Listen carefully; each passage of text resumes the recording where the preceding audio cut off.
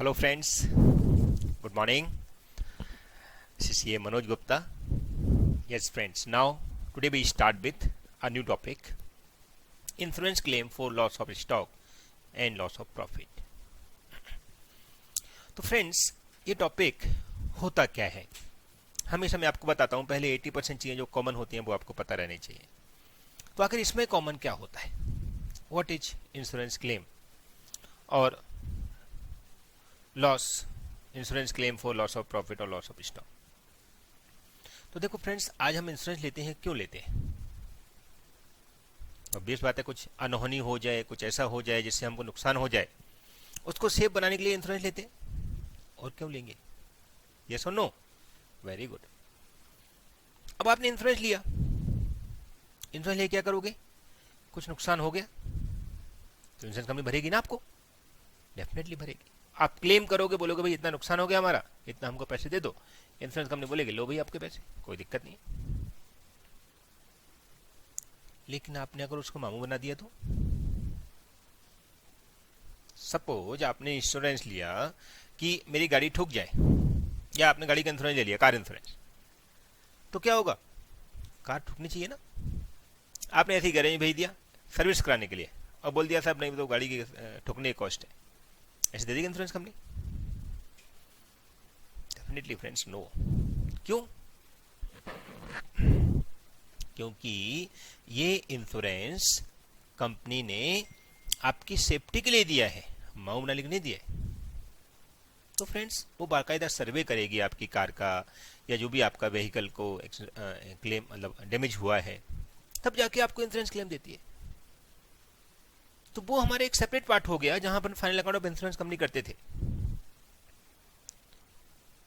लेकिन यहां पर स्पेशली उसने दिया है insurance claim for loss of stock and loss of profit.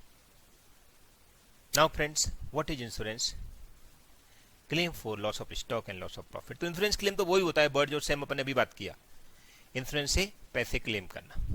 लेकिन इंश्योरेंस क्या करती है? मर जाता है पैसे दे देगी, आप बोल दिए कि भाई हमारा इतना नुकसान हो गया, no, they will proper process follow करते हैं, उसकी प्रॉपर उसका एनालिसिस करते हैं, तब जाके हम इंश्योरेंस क्लेम कर पाते। बराबर? ओके। तो फ्रेंड्स क्वेश्चन आता है कि हम कैसे उसका क्लेम करेंगे, कितना अमाउंट हम सामने वाले से चार्ज कर सकते हैं, तो वो समझना जरूरी है। तो जैसा नाम लिखा हुआ है insurance claim for loss of stock and loss of profit, तो इंश्योरेंस क्लेम का मतलब तो आपको अभी मैं दोबारा बता देता हूं, इंश्योरेंस से पैसे वसूल करने के लिए, उनको देने का। लेकिन किसके लिए? लॉस ऑफ स्टॉक के लिए। और लॉस ऑफ स्टॉक मतलब क्या? Goods, simple. जो हम गुड्स परचेज करके लेके आए टू सेल करने के लिए, वो स्टॉक, और क्या उसको क्या करना है? यस, लॉस हो गया, उस लॉस हो गया तो उसका इंश्योरेंस क्लेम लेना है। अब आप सोचो जरा, गोडाउन में माल कितना रखा है, डिस्ट्रॉय हो गया, जल गया, फायर लग गया, now how insurance company know कि इतना गुड्स था? बता के देखो मेरे को, सोच के बताओ, कैसे पता चलेगा इंश्योरेंस कंपनी को? इंश्योरेंस कंपनी तो यही बोलेगी ना भाई कितना गुड्स था बताओ। अब गुड्स तो जल गया, कौन बताए? तो हम बोल दिया साहब 5 लाख का था, अरे ऐसे थोड़ी चलता है, 5 लाख का था, प्रूफ दिखाओ 5 लाख का था। तो we have to calculate how much stock should be in the godown before fire. Now how to calculate it? For that our accounting system is work. या तो आपको बताया था अकाउंटिंग हमेशा फाइनल अकाउंट तक ही होती है, उसी अकाउंट पे सारे अकाउंट बनते हैं। तो वही फाइनल अकाउंट के बेस पर हमको स्टॉक का पता लगाना है। कैसे पता लगाएंगे? तो सिंपली बात है भाई, सपोज हम गुड्स परचेज करते हैं, सेल करते हैं, तो हम परचेज सेल के हिसाब से अगर अपन उसका कैलकुलेशन करें और प्रॉफिट को सेल में से हटा दें, तो अपने आप गुड्स हमारा बच जाएगा। चाहिए तो उसके लिए ट्रेडिंग अकाउंट बना दो। तो क्या बनेगा कि ट्रेडिंग अकाउंट बना के हमको पता चल गया कि कितना गुड्स हमारा गोडाउन में बचा हुआ था। वहां पर हमारा ग्रॉस प्रॉफिट बैलेंसिंग फिगर नहीं आएगा ट्रेडिंग अकाउंट में, ट्रेडिंग अकाउंट में इस बार हमारा क्लोजिंग स्टॉक बैलेंसिंग फिगर है। तो क्लोजिंग स्टॉक का पता चल गया, इंश्योरेंस कंपनी वाले से बोल देंगे भाई तू भी चेक कर ले। क्यों? क्योंकि अब जल चुका है, ना तो हम उसका पता लगा सकते हैं, ना तो उसका पता लगा सकते हैं, हम अकाउंटिंग सिस्टम से पता लगा सकते हैं। बराबर कि नहीं? Very good. तो ट्रेडिंग अकाउंट बना के हम ये पता लगाएंगे कितना स्टॉक उस दिन पड़ा था। ठीक है, अब स्टॉक जितना पड़ा था क्या पूरा का पूरा डिस्ट्रॉय हो गया है? तो जरा चेक करेंगे कि कितना डिस्ट्रॉय हुआ है। उसमें से कुछ बच गया है तो उसको हटा दो, डिस्ट्रॉय हो गया है वो भी कुछ स्क्रैप के भाव बेच सकते हैं तो उसको भी माइनस कर दो, तो नेट लॉस आ जाएगा।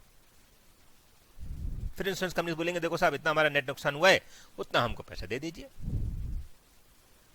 अब इंश्योरेंस कंपनी चेक करेगी, भाई देख इंश्योरेंस कितने का लिया तो वो तो देख, अगर तुमने इंश्योरेंस लिया था कि 100% पैसा मिलना चाहिए तो हम 100% देंगे तेरे को, कोई तकलीफ नहीं है। लेकिन अगर आपने इंश्योरेंस लिया है कि आपका 1 लाख तक का ही कवर है, तो आपका नुकसान अगर 120 का हुआ है तो हम कैसे भर दें 120? 1 लाख ही देंगे। अब आप बोलोगे 120 का नुकसान हुआ है, उसमें से नेट नुकसान तुम्हारा 80 का हुआ है, तो 80 भी नहीं भरेंगे क्योंकि आपने 120 का मान लेके 1 लाख का इंश्योरेंस लिया था। इसका मतलब अगर 120 का पूरा डिस्ट्रॉय होता तब जाके आपको 1 लाख मिलता। डिस्ट्रॉय कितने का हुआ? 80 का हुआ, तो प्रोपोर्शनेट देंगे। क्यों? क्योंकि ऑब्वियस बात है ना, आपने 120 का माल लग के 1 लाख का इंश्योरेंस लिया, मतलब हमने हमारे माइंड में क्या है कि 120 का माल डिस्ट्रॉय होगा तब जाके आपको 1 लाख हम देंगे। अब पूरा माल तो डिस्ट्रॉय हुआ नहीं है, कुछ तो बच गया तुम्हारे पास, बच गया वो हमारा नहीं है क्या? तुम्हारा है। ऐसा था तो 120 का पूरा इंश्योरेंस लेते, हमने कब मना किया 120 का? मतलब आप बोलो नहीं हमको तो 1 लाख के दे दो बस, तो ठीक है मोलार में जो माल रखा है उसका 120 में से 120 का 120 डिस्ट्रॉय हो गया तो हम आपको 1 लाख दे देंगे, लेकिन 120 में से अगर 80 डिस्ट्रॉय हुआ है तो हम 80 के बराबर ही देंगे आपको। यस और नो? Very good. तो friends this is known as insurance claim for loss of stock, तो प्रोपोर्शनेट कर देंगे। इन शॉर्ट हम लोग इसकी फिक्स स्टेप बना देंगे जिससे आपको ऐसा लगेगा क्वेश्चन की हर एक सिस्टमेटिक में जाते जाएंगे, ऑटोमेटिक आंसर आ जाएगा बराबर। ये पहला पार्ट है insurance claim for loss of stock. फिर दूसरा पार्ट होता है लॉस ऑफ प्रॉफिट, वो एक सेपरेट पार्ट है जो हम सेपरेट डिस्कस करेंगे। ठीक है, लेकिन दोनों में ही इंश्योरेंस क्लेम मिलने वाला है जो कि इंश्योरेंस कंपनी भरेगी। किसके लिए? हमारे लिए, क्योंकि हमारा कंपनी का लॉस हुआ स्टॉक जिसका हमने इंश्योरेंस लिया था। Okay, very good. चलो फ्रेंड्स थोड़ा लिखते हैं इसके बारे में पहले, फिर इसका सम करेंगे, फिर लॉस ऑफ स्टॉक करेंगे। Make the heading insurance claim for loss of profit, loss of stock and loss of profit. Insurance claim for loss of stock and loss of profit. And लगाना है बेटा, loss of stock and loss of profit. Okay, पहले profit लिख दिया, कोई बात नहीं, पहले स्टॉक आता है फिर लॉस ऑफ प्रॉफिट आएगा। ठीक है, नेक्स्ट लाइन से लिखेंगे it's a combination of 3 words, insurance claim, सबसे पहले नीचे one insurance claim. It means if we had taken, इसको नंबर 1 बना देना इंश्योरेंस क्लेम को। It means we had taken insurance, then how much claim we will get, how much claim we will get is known as insurance claim, is known as insurance claim. Number 2, loss of profit, loss of stock. पहले इसमें लिखेंगे we had taken insurance for loss of profit, loss of stock, for loss of stock, we had taken insurance for loss of stock. So we have to check how much stock we have on the date of fire.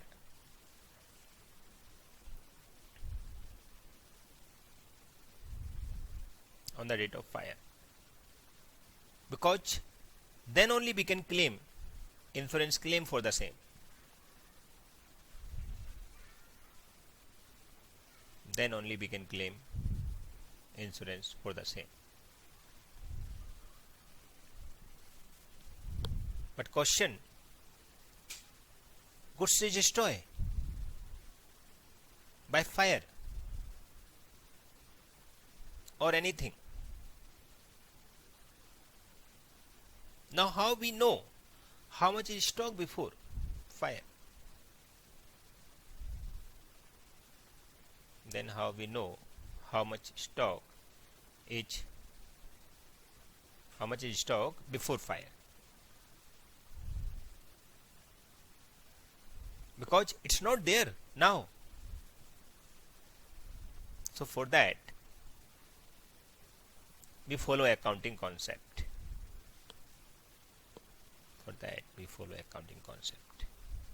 Which saying that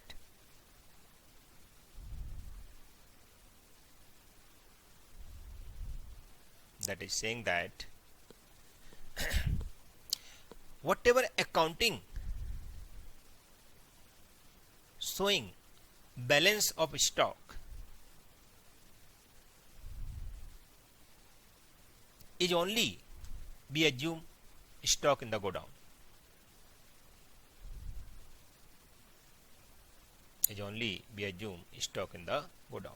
For that we follow estimated gross profit percentage, so that we can convert sales into cost of sale.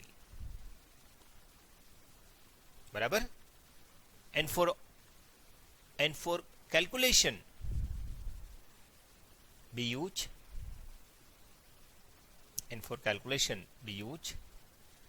trading account itself. Means we will make trading account to find how much closing stock. Understood? Very good. Means we will make trading account to find how much stock was in the go down. ठीक? Okay. अब आता है third word, loss of stock, loss of profit. Number third point. लिखो, will discuss separate. Now heading लिखेंगे accounting treatment. इसमें लिखेंगे for loss of stock, insurance claim for loss of stock. ऐसा लिखो, insurance claim for loss of stock. Insurance claim for loss of stock. It means how much we should charge as insurance claim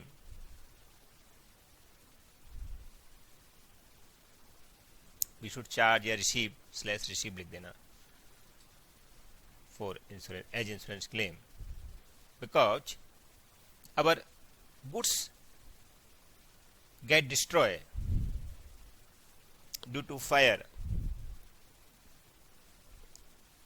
and for which we had taken the insurance.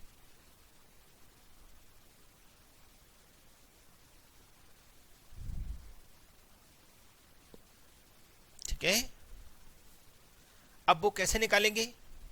तो लिखेंगे for that we will solve problem in following steps. अब heading बनाएंगे how to solve the problem.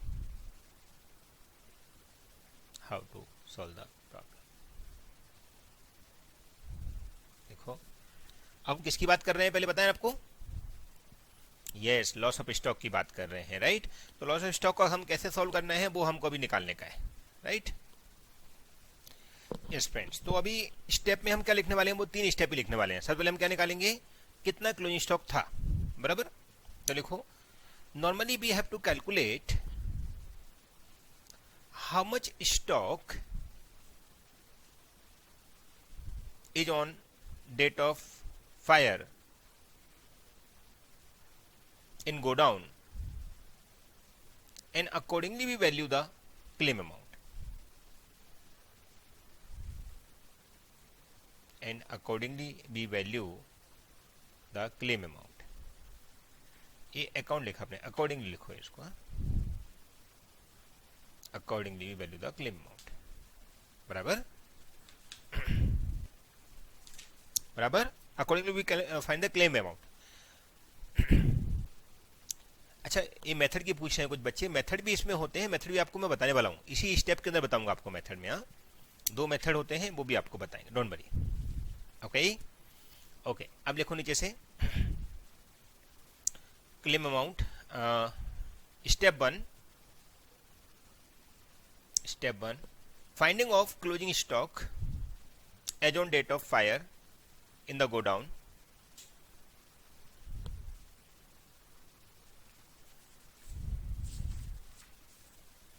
For that simply we prepare, इसको heading बना देना.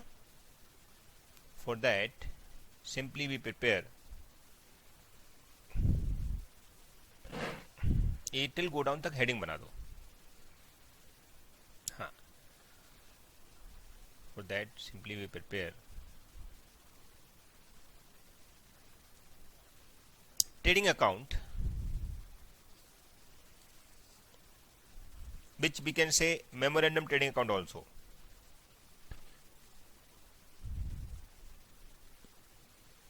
Because it is estimated.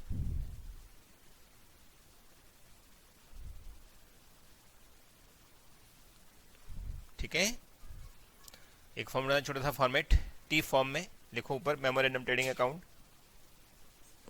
for the period, memorandum trading account for the period कब से कब तक का, लास्ट जब से हमारा क्या बोलते हैं पीरियड इंश्योरेंस लिया है और जब से हमारे गोडाउन में गुड्स पड़ा था तब तक का बनाएंगे, बराबर. नॉर्मली ओपनिंग स्टॉक हमारे पास रहता है तो लास्ट ईयर के क्लोजिंग स्टॉक से लेके अभी तक का बनाएंगे, बराबर. तो लिख दो पीरियड में from last year opening stock to date of fire. Yes, date of fire. ठीक है, पर्टिकुलर अमाउंट पता ना ट्रेडिंग अकाउंट में क्या क्या आता है. यस, लिखते जाइए. टू ओपनिंग स्टॉक जो अपन को ओपनिंग बैलेंस शीट से मिल जाएगा. फिर टू परचेज, उस पीरियड में परचेज क्या क्या किया वो दिखाएंगे हम यहाँ पर. परचेज में कैश हो, क्रेडिट हो, कुछ भी हो, बराबर. टू बेजेस, अगर कुछ ऐसे एक्सपेंस भी आ गए कभी कभी दिए रहेंगे तो अपन लिख देंगे यहाँ पर. ठीक है, बाय डायरेक्ट एक्सपेंस सारे आते हैं. बाय सेल, वो सेल भी हमको दे देगा कहीं ना कहीं क्वेश्चन में, यहाँ तक का जब तक फायर हुआ है तब तक सेल कितनी है, तो हमको पता चल जाएगा कितना स्टॉक बचा हुआ है. फिर बाय क्लोजिंग स्टॉक और उसको कर देंगे सर्कल, ये हमको बैलेंस शीट फिगर मिलेगा. ठीक है, टोटल लगा देंगे, ये हो गया. अच्छा, यहाँ पे ग्रॉस प्रॉफिट निकालना पड़ेगा ना आपको, क्योंकि जब भी तो क्लोजिंग स्टॉक बैलेंस शीट पर बचेगा. तो टू ग्रॉस प्रॉफिट, अब ग्रॉस प्रॉफिट किस पे लगाएंगे, तो बैक में लिख दो sales percentage on sale, percentage on sale. ठीक है, ओके, ये हो गया ग्रॉस प्रॉफिट, क्लोजिंग स्टॉक मिल गया हमको. ठीक, फिर step number 2, finding of net loss. Finding of net loss incurred because out of that above closing stock,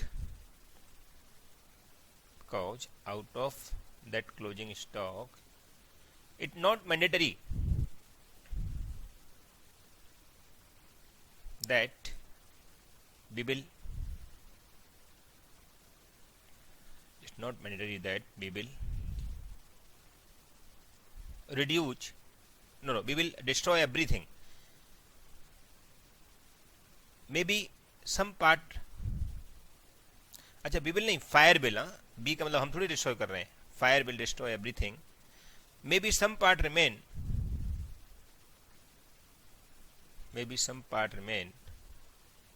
और some part is with some bad condition, in bad condition, which can be sell as scrap.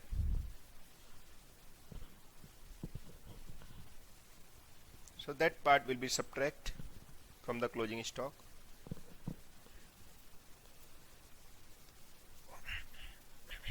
To calculate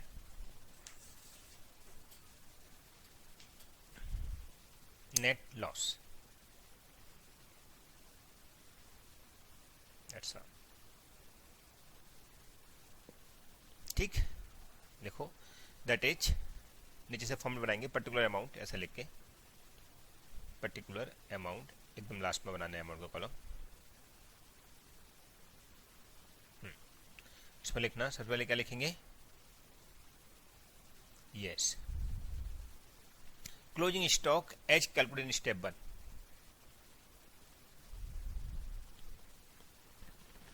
closing stock as calculated in step 1 less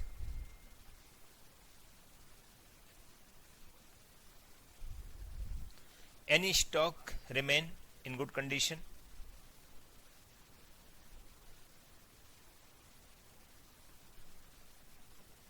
then less stock salvage if any left।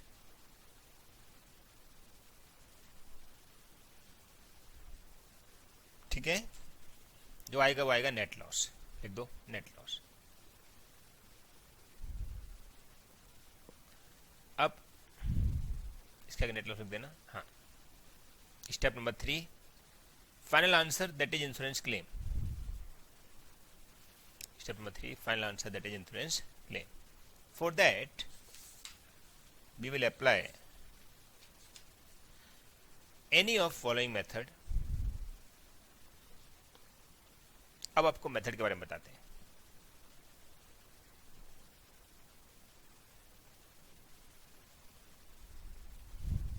देखो, दो chart बनाएंगे अपन, मतलब ऐसे chart जैसे बनाएंगे।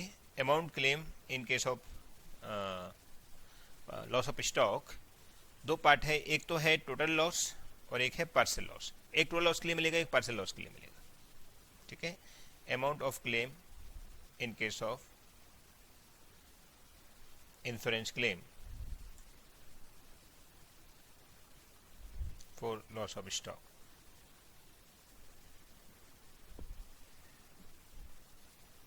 Number 1, ये दो part बना दीजिए, दो पार्ट, हाँ ऐसे, good. Total loss method,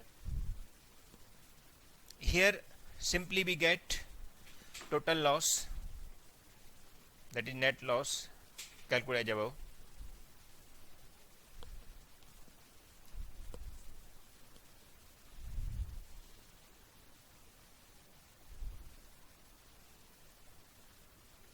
calculate as above। H net loss, बराबर, उसको नेट लॉस मान लेंगे बना। फिर इन दिस केस एरो बना के वापस इसे इधर ही, हाँ, in this case claim amount will be बोलो equal to net loss only. Answer हो गया फाइनली, ये टोटल लॉस मेथड हो गया। हमने इंश्योरेंस पूरा ले लिया, 120 का पूरा ले लिया। हमने एग्जांपल लिया ना अभी कि सपोज 1,20,000 का स्टॉक पड़ा है हमारे गोडाउन में और हमने इंश्योरेंस 1,20,000 का ही लिया है, तो जितना भी नेट डिस्ट्रॉय हुआ है हमको इंश्योरेंस कंपनी बोलेगी ले जाओ अपना पास। ठीक, ओके। सेकंड लिखो partial loss method. Partial loss method, इसमें लिखेंगे under this we will not pay 100% claim of loss of stock. Instead of that, under this we will not record 100% loss of stock as insurance claim,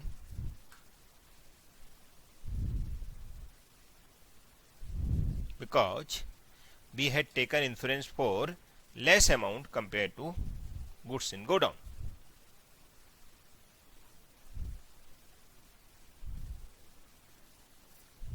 because we had not taken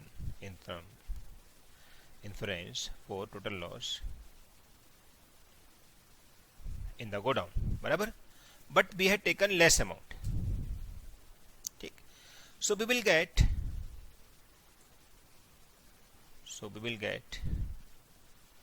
proportionate amount as claim, that is, देखेंगे नीचे, claim amount equal to, नीचे से लिखो, claim amount equal to as per average clause method. हाँ वो चलेगा, वहां पे भी लिखो तो भी चलेगा, क्योंकि अभी ऊपर का तो खत्म हो गया सब.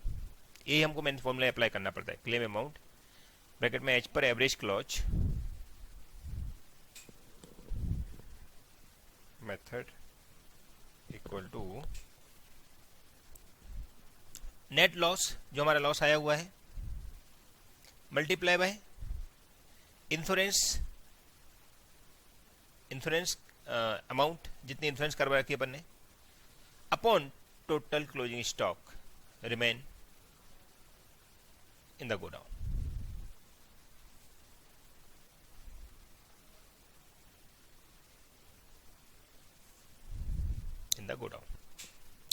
समझा फ्रेंड्स? तो ये नथिंग बट एवरेज क्लॉज, इसको क्या बोलते हैं? Average clause of amount. कैसे निकालेंगे?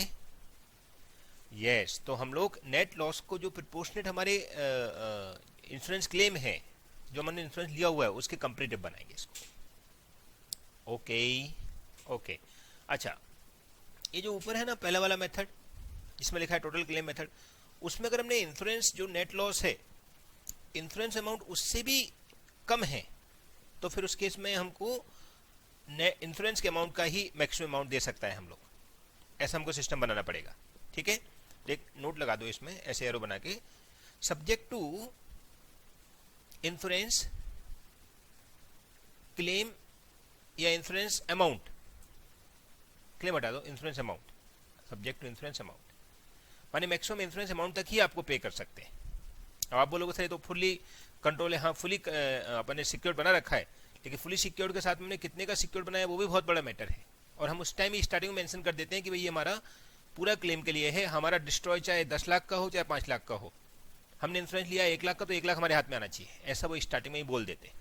तो उसको क्या बोलते हैं अपन?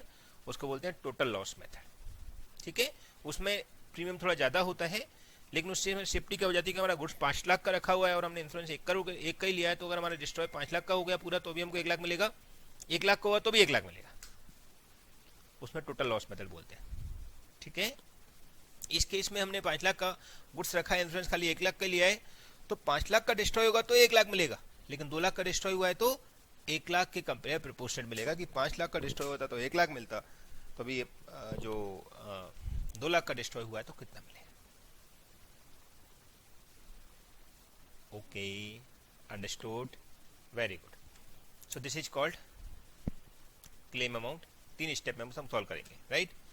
ये मेथड भी तुम्हारा डिस्कस हो गया लास्ट में, और क्लेम अमाउंट भी आ गई, बराबर. एक बार रिपीट कर दोगे तीनों स्टेप, बोल के बताओगे. यस, सबसे पहले क्या निकालेंगे? Closing stock. जिस दिन फायर हुआ उस दिन क्लोजिंग स्टॉक कितना था, उसके लिए क्या करेंगे? मेमोरेंडम ट्रेडिंग अकाउंट बनाएंगे, जो कि एस्टिमेटेड ट्रेडिंग अकाउंट है, इसलिए उसको मेमोरेंडम नाम बोलते हैं. ओके, तो मेमोरेंडम ट्रेडिंग अकाउंट बना देंगे. फिर क्लोजिंग स्टॉक मिल गया उससे, फिर क्या करेंगे? स्टेप 2 में नेट लॉस निकालेंगे. उस डिस्ट्रॉय वाले गुड्स में से जो होना चाहिए गोडाउन में, उसमें से अगर हमारा कुछ लॉस बच गया है, कुछ डिस्ट्रॉय नहीं हुआ है, तो हम क्या बोलेंगे? उतना नेट बच गया हमारे पास, तो नेट लॉस हमारा उससे कम हो जाएगा. परफेक्ट. और फिर finally step 3 insurance claim, that is whatever amount we receive, उस इंश्योरेंस क्लेम के साथ में हम लोग उसको करेंगे. लेकिन उसमें अपन को इंश्योरेंस क्लेम कितना देगा? अगर टोटल लॉस का मेथड है तो टोटल लॉस मिल जाएगा, जितना हुआ है वो, सब्जेक्ट टू इंश्योरेंस क्लेम उतना हो, हमारे पास इंश्योरेंस इतना लेके रखा हो. और अगर हमने पार्सल लिया हुआ है या प्रोपोर्शनेट लिया हुआ है, तो हम क्या करेंगे? एवरेज क्लॉज लगाएंगे, जिसके अंदर नेट लॉस और इंश्योरेंस की कितनी अमाउंट है उसके हिसाब से divide by total stock in the godown on the date of fire. ठीक है, ओके. अच्छा, ये टोटल लॉस कहाँ से मिलेगा? तो ये देखो, मैं आपको बता दूं, नेट लॉस मिलेगा स्टेप 2 से. उसके आगे स्टेप 2 लिख दो, नेट लॉस के आगे. और total stock in the godown वो मिलेगा स्टेप 1 से. ठीक है ना, और इंश्योरेंस क्लेम तो इंश्योरेंस अमाउंट तो दिया रहेगा हमको गिवन। ठीक है, परफेक्ट। तो इसके ऊपर एक सम लेंगे अपन, हाँ, तो आपको आइडिया मिलेगा। For example question number 2, page number 10.7। ठीक है, 10.7, लेट्स सी। चलो फ्रेंड्स, तो अभी सम करेंगे एक, हाँ, very good. Let do question number 2, page number 10.7, बराबर, जो मैंने आपको फॉर एग्जाम्पल लिखवाया है।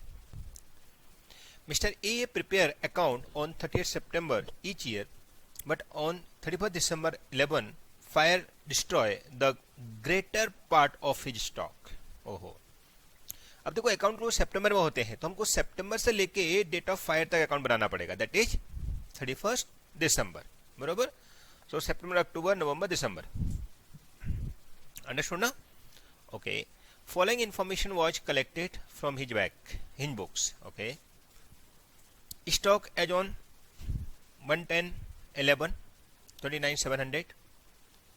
ओके, ये 110/11 मतलब सितंबर में क्लोज हुआ, तो अक्टूबर 1 को ओपनिंग बैलेंस आ गया हमारे पास, तो ओपनिंग स्टॉक आ गया है। ठीक है, परचेज फ्रॉम 110 टू 31 दिसंबर, फिर wages from 110 to 31 December. Okay, sale from 110 to 31 December, सब दे दिया 31 दिसंबर तक का उसने पूरा ओपन करके दे दिया। Okay, the rate of gross profit is 33.33% on cost. देखो अंडरलाइन रखना कॉस्ट, क्योंकि 33.33 on cost, that means 25% on sales. कैसे? 1/3 ऑन सेल हो गया, नहीं 1/3 ऑन कॉस्ट हो गया, तो 33 में 1/3 ही होता है, यस ना? हाँ, तो 1/3 ऑन कॉस्ट हो गया, तो 1/4 ऑन सेल्स। ठीक है, stock to be valued of 3000 was salvaged. Okay, 3,000 का बच गया। Insurance policy was 25,000 and claim was subject to average clause. देखो उसने लिख दिया एवरेज क्लॉज, तो हम वो सेकंड वाला पार्सल वाला सिस्टम फॉलो करेंगे, एवरेज क्लॉज। ठीक है, अच्छा, उसके अंदर एक फुली अमाउंट भी होता है, जितना अमाउंट लॉस हुआ है वो भी मिल जाता है, लेकिन 90% केस में आपको एवरेज क्लॉज ही यूज करना है। ठीक है, आपको बता देगा पूरे अमाउंट मिल गया, तो अपन लॉस जितना आएगा उतने बोल देंगे इंश्योरेंस कंपनी हमको दे दी। ठीक, मतलब वो फिर फुल क्लेम जैसा हो जाता है, जो पहला वाला सिस्टम था ना उसके जैसा हो जाता है फिर। ठीक है, okay, additional information, stock at the beginning was calculated at 10% less than the cost. ये देखो, ये भी एडजस्टमेंट सब आ जाएंगे। अब स्टॉक 10% वैल्यू लेस क्यों किया? अरे वो हमारी अकाउंटिंग पॉलिसी थी, लेकिन इंश्योरेंस कंपनी से लेने जाएंगे तो बोलेंगे पूरा स्टॉक का वैल्यू दे, हम क्यों तेरे से कम बोले? आप इंश्योरेंस कंपनी के पास थोड़ी बोलोगे हमारा स्टॉक 10% हमने कम वैल्यू पे किया है, क्यों किया कम वैल्यू पे, तो उसको वापस लेके आ जाते हैं, करेक्ट वैल्यू पे लेके आते हैं। ठीक है, the plant was installed by firm's own worker, he was paid 500 which was included in the wages। ये देखो, ये हमारा रेक्टिफिकेशन एरर हो गया। प्लांट के खर्चे हमने वेजेस में कैसे डाल दिए? हटाएंगे उनको, तो बाहर हटा देंगे। समझा कि नहीं? Very good. फिर purchase include the purchase of plant of 5,000, तो वापस वही रेक्टिफिकेशन। ये सब क्या है? हमारा बेसिक अकाउंटिंग मांगता है हमसे। मैं बताऊं, हमेशा आपको स्टार्टिंग से बताया हुआ है कि बेसिक अकाउंटिंग जो हमारी जनरल एंट्री से लेकर फाइनल अकाउंट तक होते हैं, वो सब हमारे काम आने वाले होते हैं। ठीक है, सो purchase include the purchase of plant 5,000, तो प्लांट का परचेज आप हटा देंगे, क्योंकि प्लांट थोड़ी डिस्ट्रॉय हुआ है यार, डिस्ट्रॉय तो गोडाउन में आग लगी है, गुड्स डिस्ट्रॉय हुआ है। ठीक है, we are required to calculate the claim for the loss of stock, बराबर है। तो तीनों स्टेप फिक्स है, हमारी बनानी है। आप लोग बना के दिखाओगे? यस, चलो बना के दिखाइए, मजा आएगा। आप लोग पॉज कर देना, बनाइए। आप अपना करिए, मैं अपना करता हूँ। Answer to question number 2, 10.7। Step 1, सबसे पहले क्या निकालेंगे? Closing stock value. कैसे बनेगा? Memorandum trading account for the period 110, कब से चालू हुआ था फ्रेंड्स? 110/11 ना, टू 31 दिसंबर, मार्च नहीं, 31 दिसंबर 11। ओके, ठीक।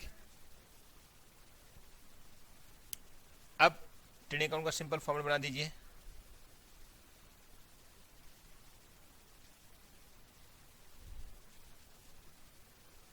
यहाँ पे से normally for the year ended लिखते हैं अपन लोग, बट इसमें पीरियड इसलिए डाल रहे हैं क्योंकि ये उस पीरियड से उस पीरियड तक स्पेशली बनाना है, इसलिए उसका नाम भी मेमोरेंडम रखा है अपन ने। मेमोरेंडम एक्सपेक्टेड होता है। ओके, फिर पर्टिकुलर अमाउंट, पर्टिकुलर अमाउंट है, ये क्रेडिट अमाउंट है, ये डेबिट अमाउंट, ठीक है। ओके, सबसे पहले टू ओपनिंग स्टॉक। अब देखो फ्रेंड्स, आपने नोटिस किया हो तो यहाँ पर ओपनिंग स्टॉक जो है वो दिया भले है, बट उसमें बोला स्टॉक और beginning included 10% less than the cost. That means stock is 90%। कितना है स्टॉक? 90%। तो वो 10% जो है हमको यस और लाना पड़ेगा, तो उसको वैल्यू करेंगे 100% पे, क्योंकि स्टॉक तो हमारा ओरिजिनल तो उतने की मानेंगे ना। सो 29,700 जो क्वेश्चन में दिया हुआ है, अगर आप देखो इज इक्वल टू 90 है, तो हाउ मच 100? कैसे इक्वल टू 90 हुआ? क्योंकि 10% लेस पे वैल्यू कर रखा है, तो 29,700 आफ्टर लेस ओनली, बराबर कि नहीं? Very good. कितना आ गया? 33,000। ओके, 33,000, ठीक। फिर परचेज कितना किया है ड्यूरिंग द पीरियड? तो टू परचेज, उस परचेज के अंदर भी कुछ परचेज ऑफ प्लांट इंक्लूड था, देखा ना 5,000 का, तो वो हटा देंगे अपन, तो 70,000 का परचेज हो गया। फिर बेजेस, बेजेस में भी कुछ गड़बड़ थी, 33,000 का बेजेस है, उसमें से उसने बोला है कि बेजेस कितने अमाउंट के थे? बेजेस 500 रुपीज के इंस्टॉलेशन ऑफ प्लांट के लिए थे, और हमने क्या किया, इसमें ऐड कर लिए, 500 माइनस कर दो, 32,500, ठीक। ओके, और क्या बचा है? Sales 1,40,000 by sales 1,40,000। फिर क्या बोलता है वो?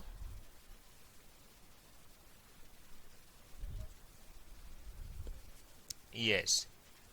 तो अब हम क्या करेंगे, ग्रॉस प्रॉफिट का परसेंट दिया हुआ 33.33%, तो ग्रॉस प्रॉफिट मिल सकता है हमारे लिए। यस। आपको अगर ऐसा लगता है कि जो आइटम है इनमें कुछ नीचे एडजस्टमेंट दिया है, तो पहले आप एडजस्टमेंट को पहले पढ़ लो, क्योंकि सारे एडजस्टमेंट ही यहाँ पर, कोई ऐसा कोई सम है नहीं जिसमें प्रॉपर इन्फॉर्मेशन दिया हो। तो आप स्टार्टिंग से कर सकते हो, अदरवाइज आप थोड़ा वो जो थ्योरी में दिया हुआ है ना एडजस्टमेंट, उनको पहले पढ़ लो, तो सब और क्लियरिटी आ जाएगी। ओके, ग्रॉस प्रॉफिट परसेंट कितना बोला है? 33.33% ऑन कॉस्ट और 1/4 ऑन सेल। सेल हमको पता है ऐसा है, देखो 1,40,000, 140 है ना, डिवाइड बाय 4,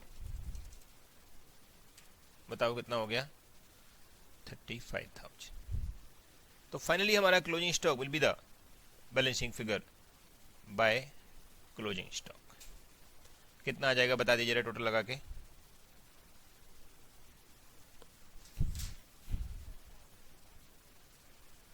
टोटल लगा लीजिए पहले, कितना हो गया? 1,17,500। देखो जरा, 70,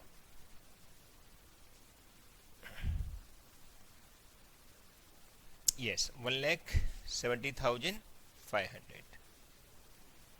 so how much should be closing stock बताइए? 30,500, बराबर है। ओके, स्टेप 1 हो गया।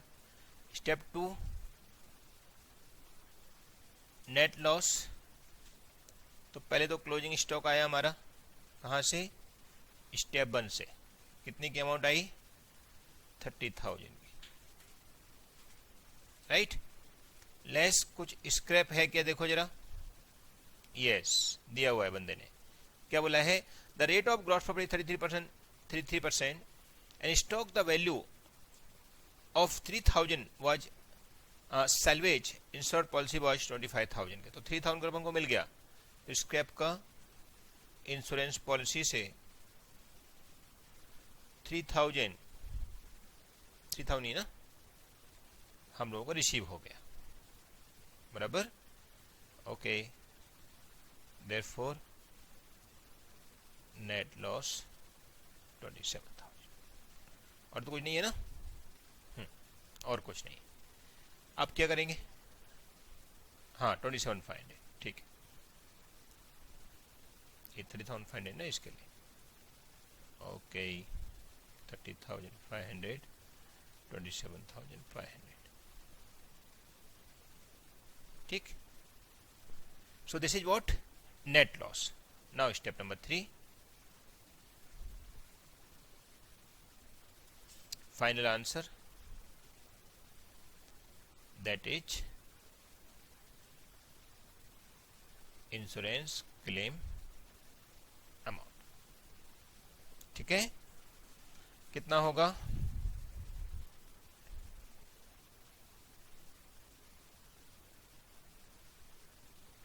एवरेज क्लॉज के हिसाब से insurance amount into net loss upon total closing stock, कितना गोडाउन में पड़ा था। तो इंश्योरेंस अमाउंट कितना है, 25,000 का है ना, 25,000 इंटू नेट लॉस कितना हुआ 27,500, और पूरा लॉस कितने का हुआ था 30,000 का। निकाल के बता दीजिए कितना आ गया।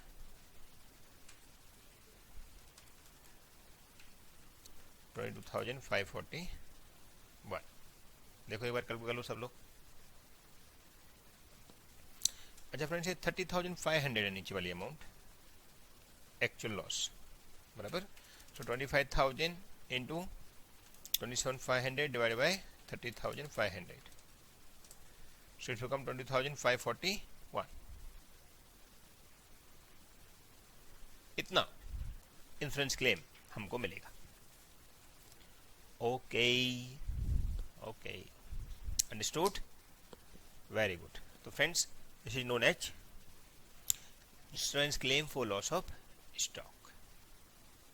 Very easy, very good. चलो आगे बढ़ते हैं। Yes friends, let's see question number next. Question number 3. What they say, on 28th October 2011, the godown and business premises of Amal Limited were affected by fire. Okay. From the salvage accordingly accounting record, the following information is available. ठीक है, stock of godown 10% lower than the cost as on 31st March 11 is 2,16,000। तो less amount है कि original amount है, less amount है, बराबर ना। फिर purchase less return, net amount ये आ गया। फिर sale less return, net amount ये आ गया। वो भी पीरियड का है, 1411 से लेके 2010-2011 तक का, ठीक है। Additional information, sale up to 28 October 2011 include 80,000 for which goods had not been dispatched. ये लो, अब सेल तो कर दिया लेकिन गुड्स डिस्पैच नहीं किया।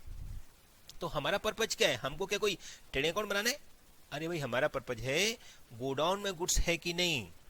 तो आपको क्या देखना है कि ये गुड्स गोडाउन में होगा कि नहीं, ऑफकोर्स होगा। तो या तो क्या करो, उतना सेल माइनस कर दो, या डेबिट साइड दिखा दो इतना, क्या बोल के कि goods sale but dispatch is not made.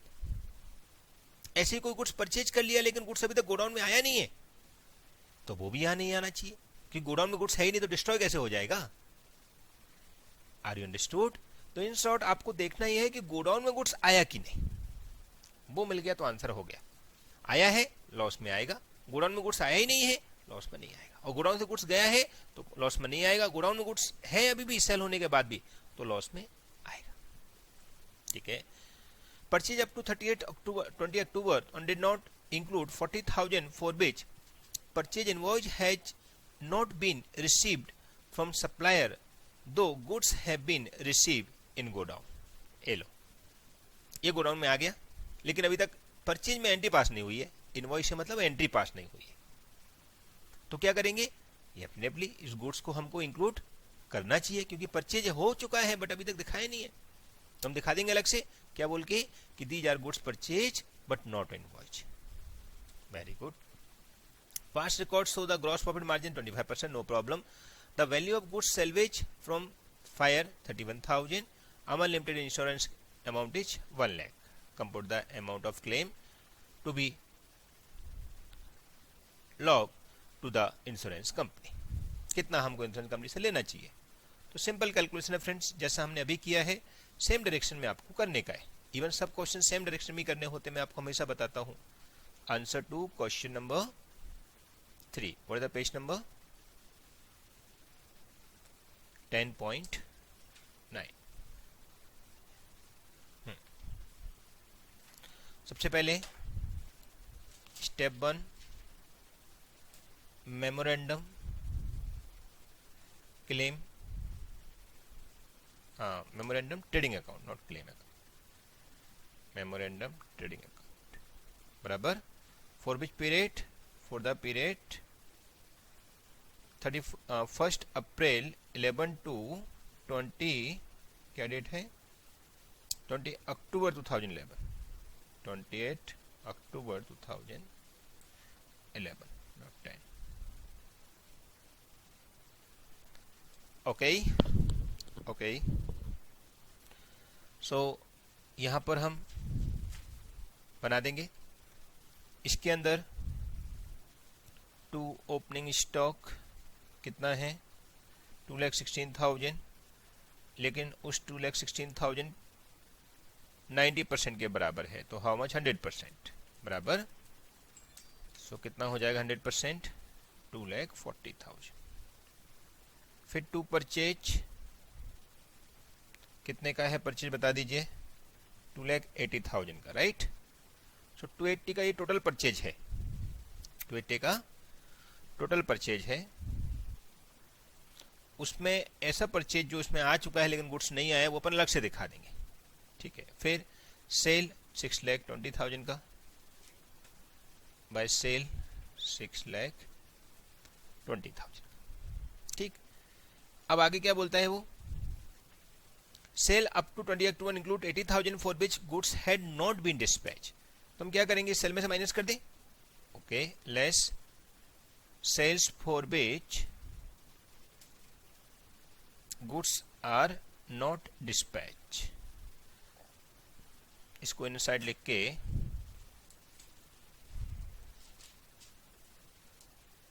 हम लोग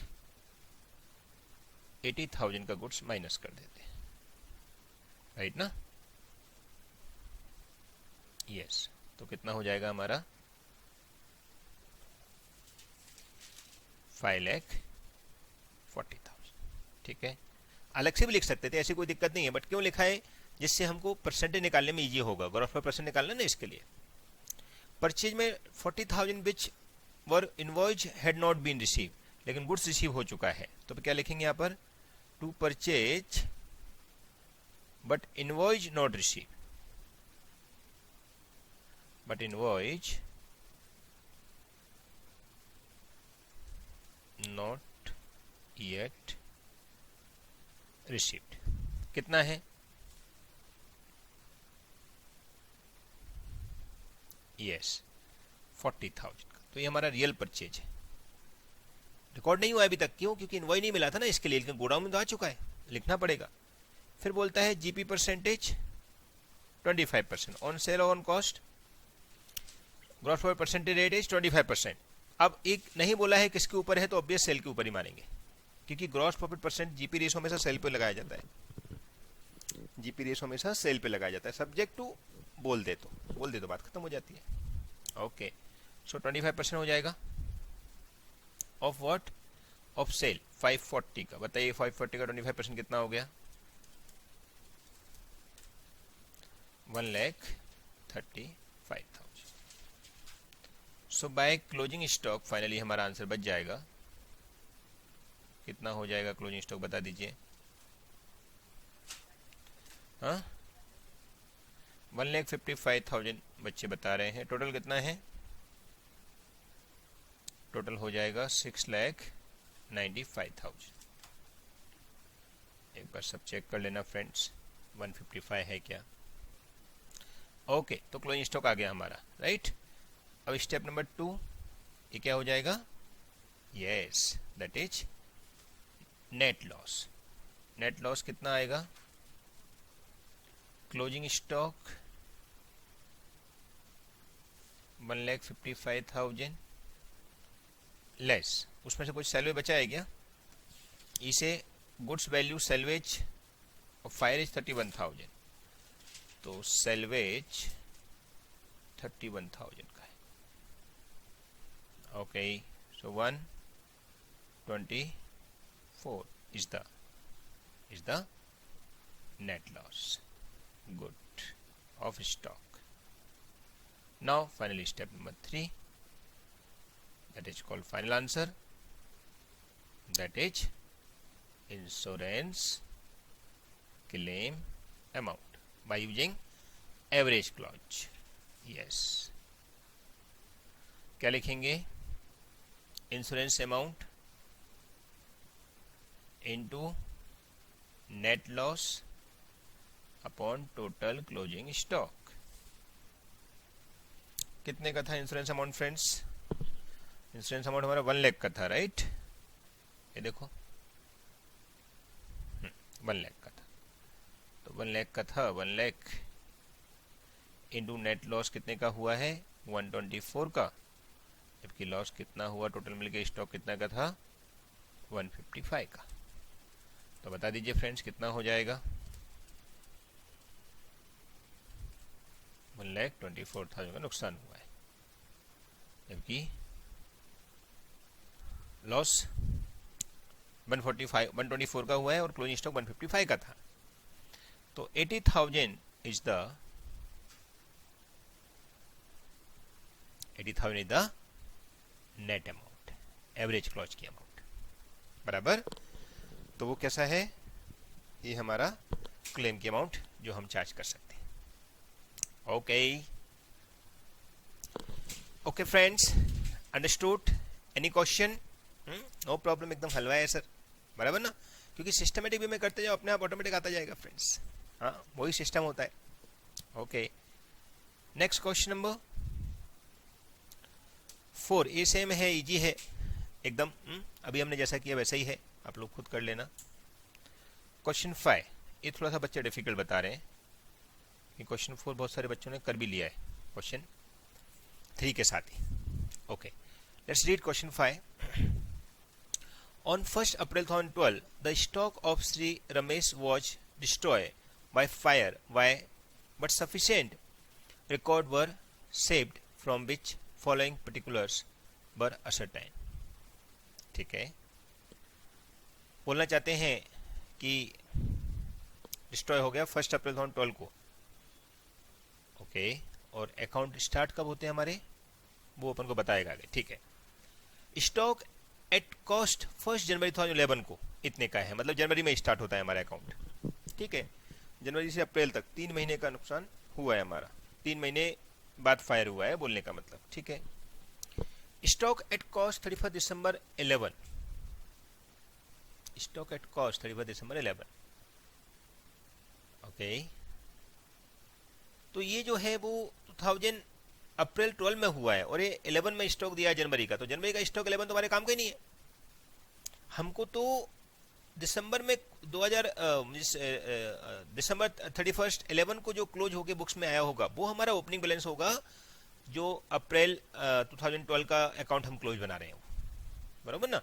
तो पहला वाला opening stock is not for this year, वो लास्ट ईयर का ओपनिंग स्टॉक था, दिया है, कुछ और पर्पज होगा, ढूंढेंगे, क्योंकि कहीं ना कहीं इन्फॉर्मेशन कुछ ना कुछ अलग पर्पज से भी दे सकता है। कुछ इन्फॉर्मेशन हमको रेडी होगी, कुछ इन्फॉर्मेशन हम ढूंढेंगे। ठीक है, फिर परचेजिंग ईयर एंडेड 31 मार्च दिसंबर को, ये भी हमारे काम का नहीं है। हमको परचेज कब से कब तक का चाहिए? 1 जनवरी 12 से लेके 1 अप्रैल 12 तक का चाहिए, और ये भाई साहब ने परचेज लास्ट ईयर का दिया है। ठीक है, सेल ईयर एंडेड 31 दिसंबर 11, सेल भी लास्ट ईयर का दिया है। फिर परचेज फ्रॉम 1 जनवरी टू 31 मार्च, जो मैं बोला था ना परचेज अपन को उस पीरियड का चाहिए, वो परचेज का पीरियड दिया है। फिर परचेज के बाद में सेल भी दिया है, वेरी गुड। इसका मतलब परचेज सेल दोनों उसने दे दिए अभी अपन को। ओके, आगे बढ़ते हैं। In valuing the stock for the balance sheet at 31 December 2011 rupees 2300 had been written off on certain stock which was a poor selling line having the cost 6900. A portion of these goods were sold in March 2012 at loss of 250 on original cost of 3450. क्या ये सब बोलना चाहता है कि जब value की गई थी दिसंबर 2011 में क्लोजिंग स्टॉक की, तब 2300 हैड बीन रिटर्न ऑफ। जैसे लास्ट टाइम तक 10% लेस हो रहा था, याद है आपको? लास्ट टाइम तक क्वेश्चन में क्या हो रहा था? 10% लेस हो रहा था। अब क्या कर रहे हैं लोग? यस, ये भाई सब कर रहे हैं कि वो लेस नहीं करना है हमको, एक 2300 की फिगर ही बता दी, वो पहले माइनस कर दी थी हमने। क्यों?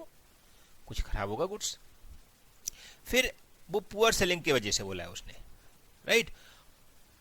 Of on beach was the poor selling line having the cost 6900. A portion of these goods were sold in March 2012. March 2012 मतलब फायर होने के बीच में ही हो गया cell, at loss of 250 on original cost of 3450. मतलब ओरिजिनल कॉस्ट के 250 से कम में हमने उसको बेच दिया। तो ओरिजिनल कॉस्ट कितने की होगी? तो 3450 क्या है? सेलिंग प्राइस है कि कॉस्ट है? जरा पढ़ के बताओ। यस, सेलिंग प्राइस है, सोल्ड इन मार्च 2012। तो ये 3450 सेलिंग प्राइस है, 250 हमारा उसमें नॉर्मल लॉस मतलब लॉस हो गया, तो कॉस्ट कितने का होगा? यस, 3700। Very good. अब जो 6900 है उसमें से 3700 का सेल हो गया, और 6900 में से 2300 पहले माइनस हो चुका था। अंडरस्टूड? इनडायरेक्टली वो क्या बोलना चाह रहे हैं, कुछ हमारा क्लोजिंग स्टॉक था ना लास्ट ईयर का, उसमें हमने 2300 का गुड्स खराब हो गया था, इस वजह से माइनस कर दिया, तो पहले उसको ऐड कर दो, तो अपना ओपनिंग स्टॉक बराबर हो जाएगा। अब उस गुड्स में से जो सेल हुआ है, उस सेल का उसने अलग से बता दिया कि इतना सेल हमने अलग से किया है। नॉर्मली क्या होता है, सेल के ऊपर परसेंटेज फिक्स होता है, याद है? हमने अभी तक हमेशा सेल का परसेंटेज फिक्स रखा है। कैसे?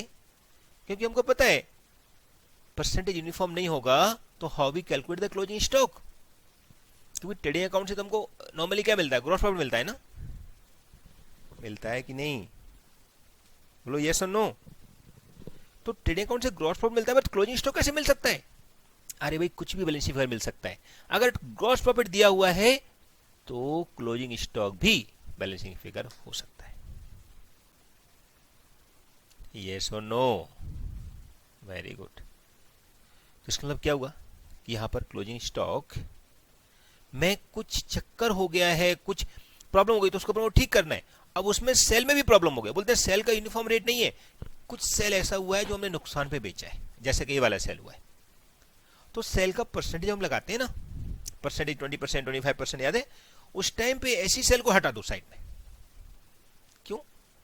क्योंकि ये सेल, बोलो यस, इस सेल में परसेंटेज अप्लाई नहीं हो सकता है, क्योंकि ये एबनॉर्मल नेचर की सेल है। गुड्स खराब था, प्रॉब्लम थी, ये था, वो था, तो एबनॉर्मल नेचर की सेल है। तो हम सेल में से दो सेल निकालेंगे इस बार, एक नॉर्मल सेल, एक एबनॉर्मल सेल। नॉर्मल सेल को नॉर्मल परसेंट लगाएंगे, एबनॉर्मल सेल पे ये जो लिखा है ना उतना लॉस दिखाएंगे। है तो लॉस है, उसमें कोई दिक्कत नहीं है, लेकिन प्रॉफिट परसेंटेज अप्लाई नहीं कर पाएंगे, इसलिए उसको सेपरेट करेंगे। Are you understood? Very good. समझा बेटा? Okay. The reminder of this stock was now estimated to be worth its original cost. अरे, जो बचा हुआ स्टॉक है वो बढ़ गया भाव, मतलब हमको क्लोजिंग स्टॉक का जो भाव है वो कम करने की जरूरत नहीं है, तो हम पहले 2300 क्लोजिंग स्टॉक को बढ़ा देंगे, ओपनिंग स्टॉक को, बेसिकली लास्ट ईयर का क्लोजिंग स्टॉक, इस साल का ओपनिंग स्टॉक, और फिर बढ़ा के जितना सेल कर दिया वो तो अपने आप सेल में से माइनस हो ही गया होगा, अलग से दिखा देंगे सेल। और बचा हुआ स्टॉक जो है वो करेक्ट वैल्यू पे रखना है, उसमें कोई वैल्यू रिड्यूस करने की जरूरत नहीं है, क्योंकि अच्छा हो गया था ना इसके लिए। ठीक है। Subject to the above exemption, gross profit had remain the uniform rate throughout the year. ए लो, रेट कितना वो भी नहीं दिया बंदे ने, लेकिन बोला है सब्जेक्ट टू अबव एक्सेप्शन, जिसमें प्रॉब्लम हो गया था उसको अगर हटा दिया जाए, उसको अगर हटा दिया जाए तो हमारा यूनिफॉर्म ग्रॉस प्रॉफिट रेट है। अब यूनिफॉर्म ग्रॉस प्रॉफिट रेट क्या है वो बताइए तो अच्छी रहेगा। ठीक है, आगे बढ़ते हैं। The value of stock salvage was 500, policy worth ₹50,000 and was subject to average clause. नहीं बोलता तो भी हम वही मानते हैं। Work out the amount of the claim of loss for the fire. खत्म, ये खत्म हो गया। तो जीपी परसेंट नहीं दिया है, उसके बिना कैसे काम चलेगा? अरे सर इसलिए तो इन्फॉर्मेशन दी है ये, 2011 की इन्फॉर्मेशन क्यों दी है? तो इस बार हमको ट्रेडिंग अकाउंट 2 बनाने पड़ेंगे। यस, एक trading account only to find gross profit, वो बनाएंगे हम December 31, 2011 के दिन, प्रीवियस ईयर का डेटा यूज करके। कौन सा डेटा? प्रीवियस ईयर का। और उसके बाद हमारा रेगुलर सम चालू होगा, वो हम जैसा रेगुलर ट्रेडिंग अकाउंट बनाते हैं। तो आप चाहिए तो मेमोरेंडम ट्रेडिंग अकाउंट हमारा एक मेन बना दो और एक वर्किंग नोट में अलग से ट्रेडिंग अकाउंट फॉर 2011 बना दीजिए, so that you can calculate the GP percent. क्योंकि 11 का सब इन्फॉर्मेशन है हमारे पास, लास्ट ईयर का तो सब इन्फॉर्मेशन रहेगा ही ना यार। कहां से दे दिया उसने यूनिफॉर्म रेट? आपने लास्ट टाइम जब जीपी रेट दिया हुआ था क्वेश्चन के अंदर, कहां से मिल गया था? यहां से मिला। और कहां से मिला? Are you understood? Very good. So पहले हम हमारी स्टेप 1 बनाते हैं, memorandum trading account as usual, और एक वर्किंग नोट में अलग से जीपी परसेंट निकालने के लिए क्या बनाएंगे? Trading account, not memorandum, trading account for the previous year 11। Okay sir, very good. Let's start.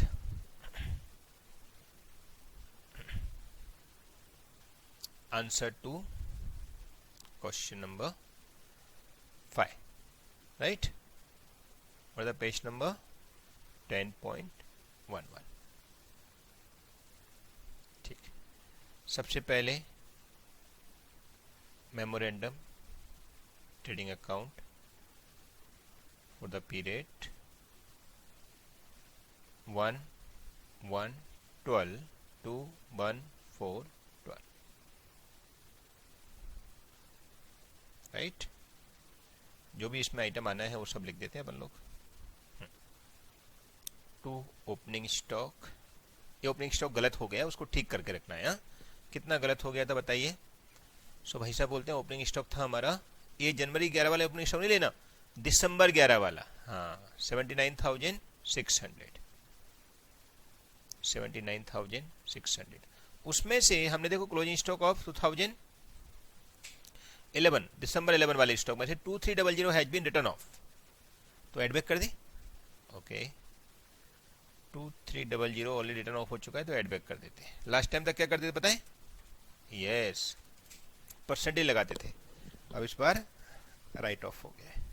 79,600 plus 2300, 81,900।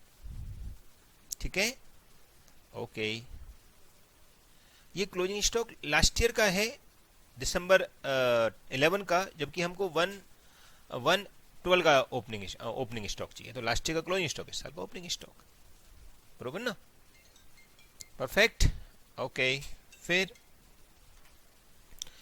आगे परचेज वगैरह जो दिया हुआ है वो लिख दीजिए इस पीरियड का, राइट। तो हम लिख देंगे परचेज 1/1 से लेके इतना पीरियड तक का,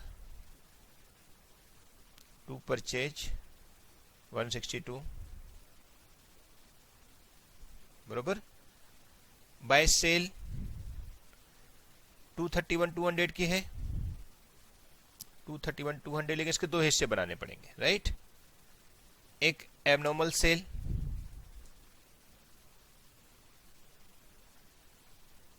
कितने की एबनॉर्मल सेल बता सकता है कोई?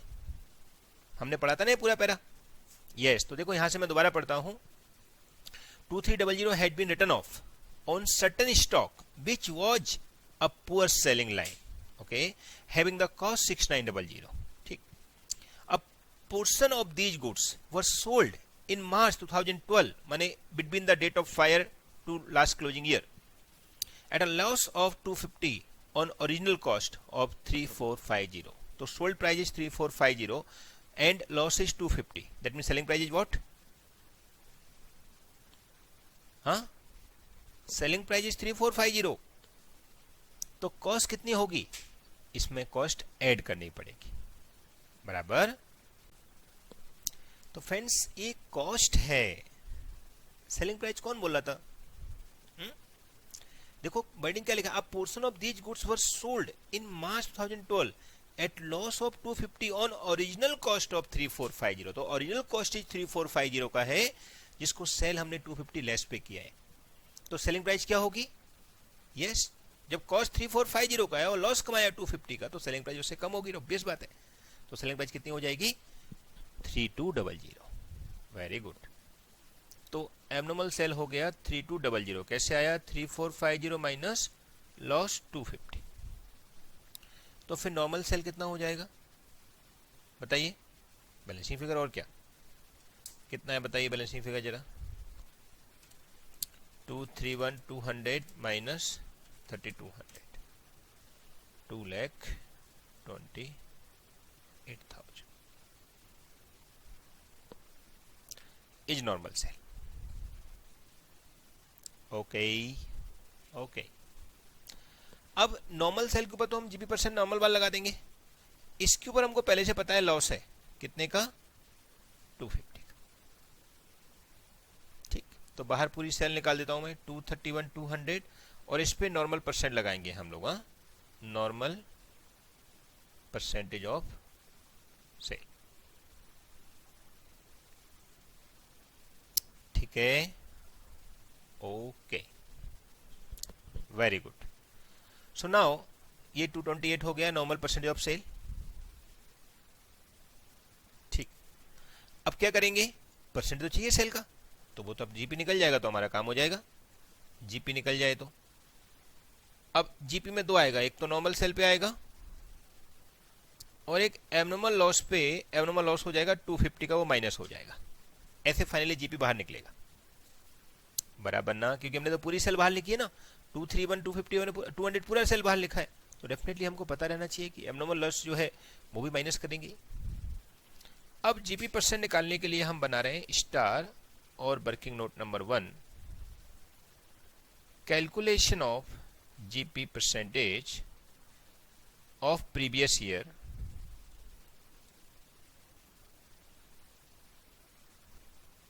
इसलिए उसने सब प्रीवियस ईयर का डेटा दिया है आपको। हाँ, समझा?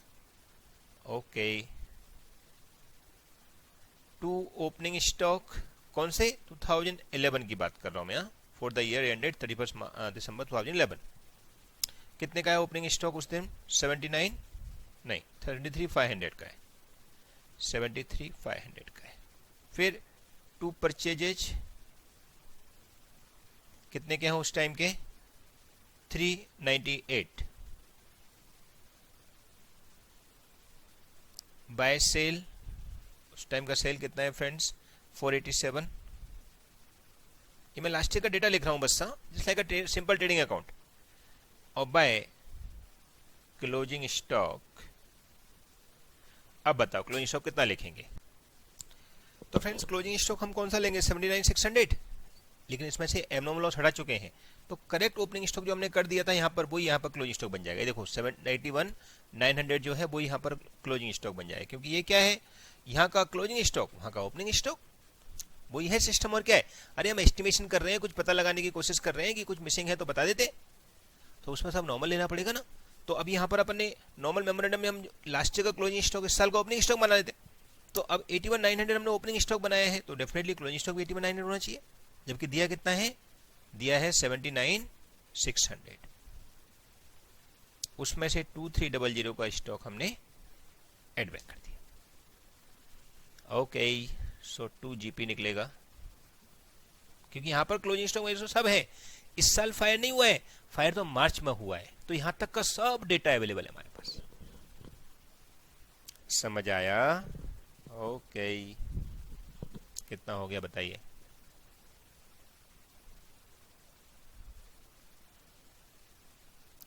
568,900 बरोबर।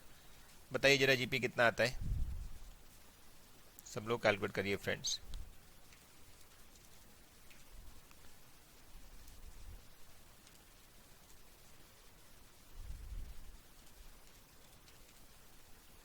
73,500 और 398 माइनस कर देते हैं इसमें से, तो 97,400 बच रहा है। चेक करो आता है क्या 97,400? बराबर है? जरा देखो, फिर जीपी का परसेंट लगाओ। याद है जीपी अपॉन सेल इन 200? हाँ, ratio analysis. Good. 97,400। Last year के सेल में कोई भी एबनॉर्मल सेल नहीं था, मार्च में हुआ एबनॉर्मल सेल, तो बराबर ना। देखिए करके कितना आता है। 20% आया है। सब लोग कैलकुलेट करके देखिए फ्रेंड्स, सेम आता है कि नहीं। Got it? 20% आया सबका? Very good. एंड फ्रेंड्स, सब लोग अपनी कैलकुलेशन किया करेंगे। ये सामने वाले दिख रहा है आपको, हाँ, लेकिन आप अपनी कैलकुलेशन खुद करेंगे, बराबर? Yes, because we are Manoj sir student. Very good. Now GP आ गया, नॉर्मल सेल आ गया, तो जीपी परसेंट लगा दो 20%, स्टार बना दिया। सो नॉर्मल सेल पे 228 पे 20% लगा दो। बताइए कितना आया? 45,600। उसमें से 250 चले जाएंगे हमारे, बराबर ना। तो कितना बचेगा? 45 350, 45,350। अंडरस्टूड? ओके। टोटल 162, फिर 819, 10,26,350, 10,26,350। बता दीजिए कितना बच गया closing stock by closing stock.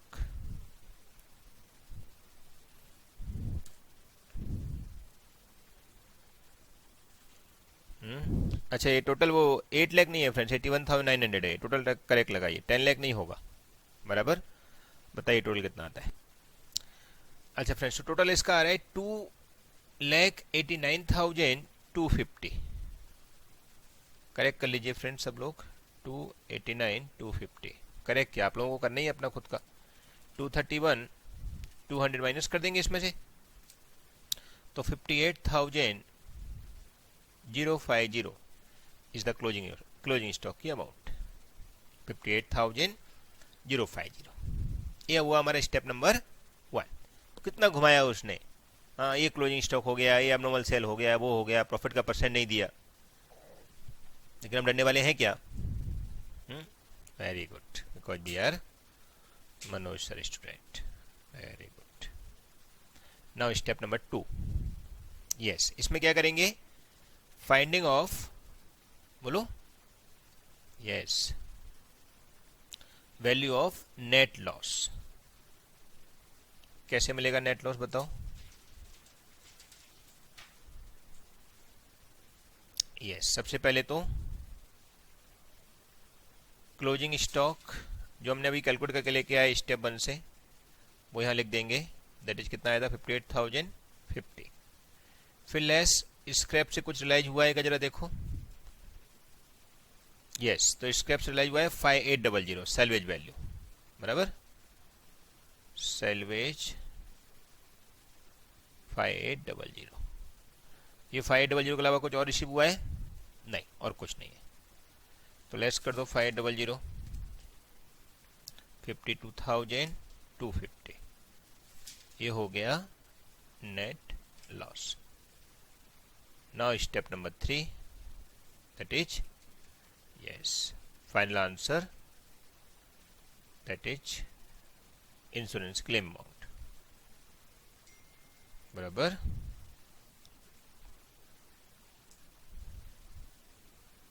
कितना आएगा इंश्योरेंस अमाउंट? 50,000 का इंटू लॉस का अमाउंट 52,250 का अपॉन टोटल लॉस का अमाउंट 58, टोटल क्लोजिंग स्टॉक का अमाउंट, सॉरी, 5850, बराबर? कितना हो जाएगा बताइए? 45,004, बराबर? तो 45,004 यानी कि 45,004 is the claim amount which we can charge. Okay, very good. Any question friends? कुछ नहीं था, खाली उसने एबनॉर्मल लॉस इसके ऊपर घुमा दिया, ऐसा सोच के कि बच्चा कंफ्यूज हो जाएगा, क्योंकि एबनॉर्मल लॉस वगैरह होता है उस पर ग्रॉस प्रॉफिट परसेंट थोड़ी ना सीधा लगा सकते हैं. अगर अपन नॉर्मल तरीके से सेल करेंगे तो ही अपन यूनिफॉर्म अकाउंटिंग रख सकते हैं ना. एबनॉर्मल हो गया तो आपको अलग से दिखाना पड़ेगा. कभी कभी ये भी हो सकता है कि रिसेशन था, हम लोगों ने सस्ते में बेचा, ये तो गुड्स खराब हो गया था, तो उस पीरियड में जितने पीरियड में हमारा उस टाइम पे सेल हुआ होगा वो अपन हटा देंगे. Okay, very good. Okay friends, let's do next question. Any doubt? No problem. Okay. Question 6. On 98th May 2012, the premises of Sri Garib Das, okay, were destroyed by fire. My God. गरीब दास था बेचारा, उसका ही नुकसान हो गया. But sufficient records were saved, but from the following particulars were ascertained. Okay. Stock at cost on 1/1/2011, stock at cost on 31st December 11, purchase less return during 11999, okay, sell less return during 2011, purchase less return during this period जो हमको चाहिए, और उसने opening stock जानबूझ के दिया है जैसे हमने पिछले समय दिया था. ठीक है, इस बार 19 मई को हुआ है, लेकिन फिर सेल लेस रिटर्न ये दे दिया हमको. In valuing the stock for the balance sheet at 31st December 11, rupees 1150 had been written off on certain stock which was poor selling line, having the cost of 3450. A portion of these goods were sold in the March 2012 at a less of 125 on original cost of 1725. ठीक है.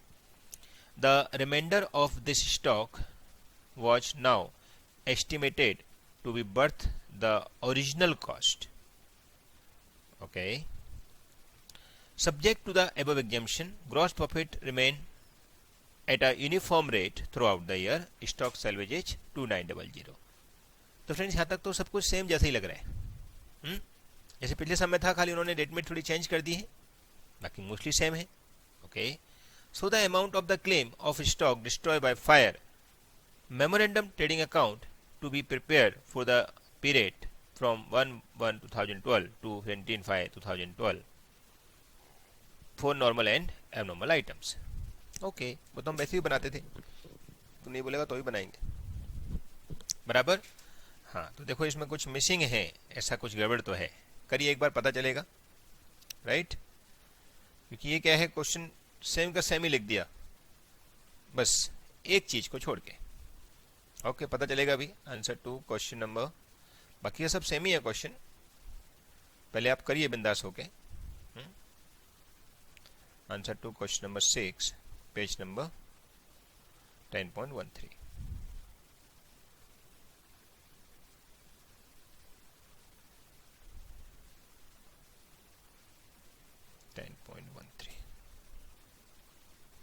Yes, सबसे पहले step number 1, memorandum trading account for the period 1/1/12 to 19 May 12. Okay.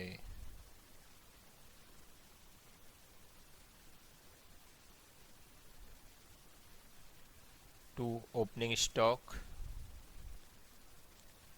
कितने का दिया है, ये 31 दिसंबर 11 का ओपनिंग स्टॉक लेना पड़ेगा ना, हम लोग 12 के लिए बना रहे हैं, 11 के लिए नहीं बना रहे हैं. 39,800 प्लस 1150, 39,800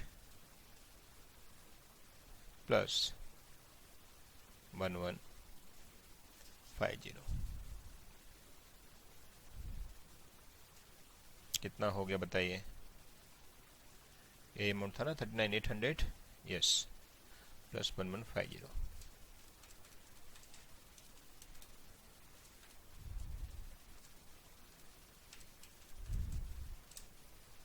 $40,950. ठीक. फिर टू परचेज इस पीरियड में कितना हुआ है? 81,000 का। इस पीरियड में सेल कितना हुआ है?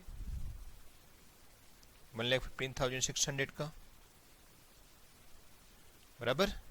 अब इस सेल को दो हिस्सों में बांटना पड़ेगा। कौन कौन सा? Abnormal sale, normal sale. Abnormal sale कितनी हुई है? बोलता है 1725 का कॉस्ट था, जिस पे लॉस 125 का हुआ है, तो 1600 का नॉर्मल सेल हो गया, एबनॉर्मल सेल। तो नॉर्मल सेल कितना हो जाएगा बैलेंसिंग फिगर? That is 1,14,000। ठीक। फिर 2GP परसेंट अभी ढूंढेंगे हम लोग, बराबर।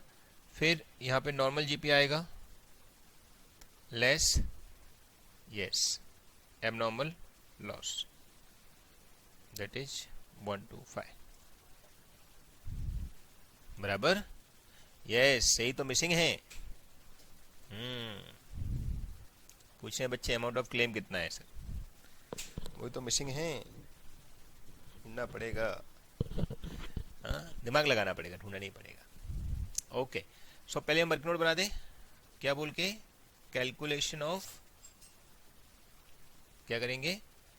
Gross profit percentage of previous year, right. इसके लिए प्रीवियस ईयर का हम ट्रेडिंग अकाउंट बनाते हैं, ठीक है। सब इन्फॉर्मेशन दिया है फ्रेंड, डोंट वरी। जैसा हमको लास्ट टाइम में दिया था ट्रेडिंग इन्फॉर्मेशन, सब दिया है इधर भी। टू ओपनिंग स्टॉक, इसमें कोई भी गड़बड़ नहीं है। ये कब बन रहा है हमारा? 31 दिसंबर 11 को बन रहा है, जिस दिन फायर नहीं हुआ है 11 के बाद में हुआ है। 1 जनवरी से लेके 19 मई के बीच में अलग बात हो जाती है। तो 36,750 हमारा ओपनिंग स्टॉक था, 36,750, बराबर ना। तो 36,750 के हिसाब से करेंगे हम, राइट। ओके, फिर आता है टू परचेजेज। कितने परचेज किए हमने उस पीरियड में? 1,99,000। ओके, बाय सेल कितना सेल हुआ उस पीरियड में बताइए? 3,43,500, 3,43,500। फिर बाय क्लोजिंग स्टॉक। अब इसका क्लोजिंग स्टॉक हम यहाँ से ओपनिंग स्टॉक उठा के लिखेंगे 40,950, क्योंकि उसमें क्या हो जाता है, एबनॉर्मल को हमने इंक्लूड कर लिया है, मतलब एबनॉर्मल हमने हटा दिया, एबनॉर्मल इफेक्ट, जिससे हमारा नॉर्मल प्रॉफिट परसेंट आ जाएगा। तो GP आ जाएगा हमारा, बताइए कितना आता है?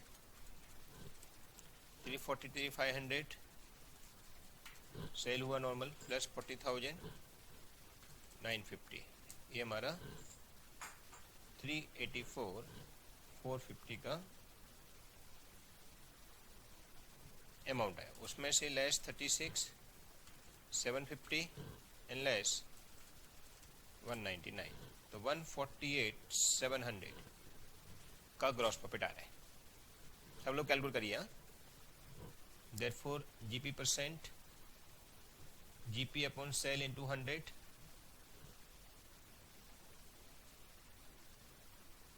देखिए। हाँ,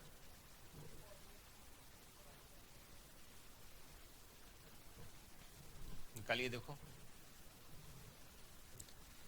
अच्छा फ्रेंड्स, ये 343 नहीं है, 2 है 40। ओके, इसको 2 कर दीजिए, तो ये कितना हो जाएगा? 284,450 हो जाएगा, और ये 1 हट जाएगा, और क्या है, ठीक। तो अभी परसेंट निकल के बताइए जरा कितना आता है? 48,700 डिवाइडेड बाय 243,500 इंटू 100, 20%। देखो लास्ट टाइम भी परसेंट वही आया था, कितनी सिमिलरिटी आती है। और बच्चे हैं कि बस हर सम को नए तरीके से करेंगे। अभी 20% किस पे अप्लाई किया जाएगा? 114 पे, नॉर्मल सेल पे, राइट। तो 22,800 लेस 125 का नुकसान हो गया, तो 22,675 इज द ग्रॉस प्रॉफिट। फिर बाय क्या बच जाएगा हमारा? Closing stock. कब के लिए? यस, नेक्स्ट के लिए, राइट। तो क्लोजिंग स्टॉक आ जाएगा, कितना हो गया क्लोजिंग स्टॉक बता दीजिए जरा।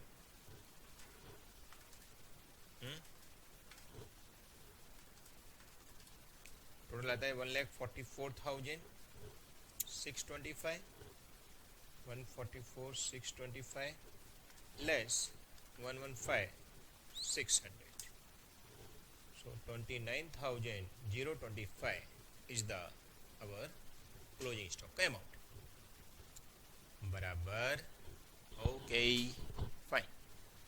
तो फ्रेंड्स अब हमको ये बताना है कि नेट लॉस कितना हुआ।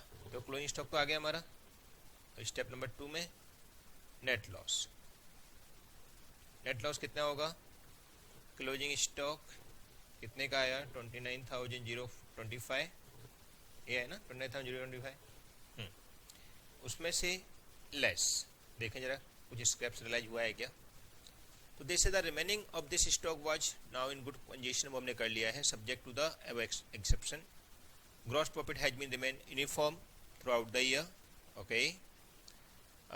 द स्टॉक सैल्वेज वाज 2900, ठीक है। स्टॉक का सैल्वेज 2900 माइनस कर देते हैं, और भी कुछ मिला है और कुछ नहीं, सो नेट लॉस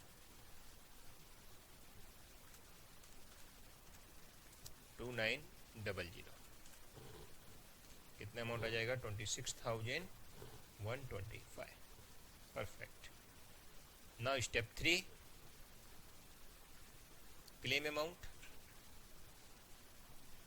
अब क्लेम अमाउंट के लिए हमको क्या चाहिए, कितने का क्लेम किया हुआ था।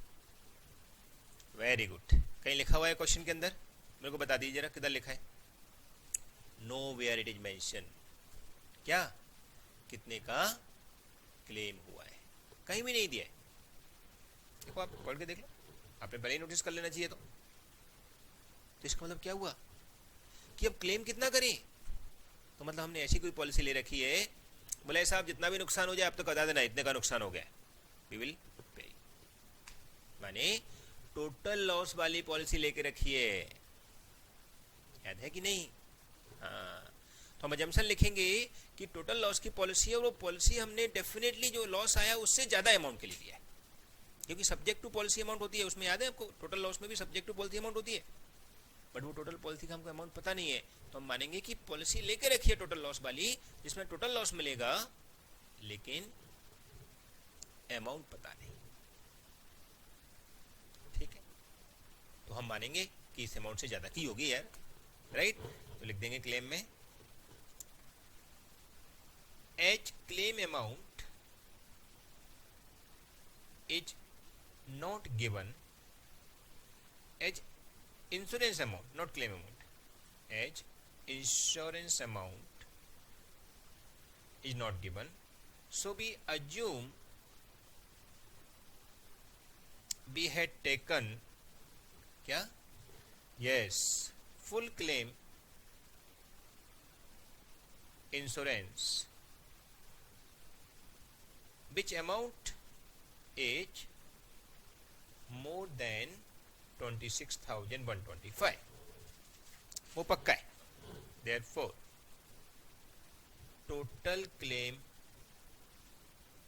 amount will be कितनी हो जाएगी 26,125, ये हो गया इंश्योरेंस क्लेम का अमाउंट। समझ आया, यस और नो।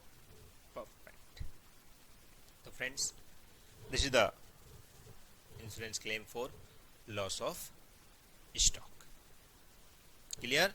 यहाँ नहीं पता था हमारे पास कौन सा है, तो इसलिए तो हमने वो सीखा था ना मेथड ऑफ इंश्योरेंस।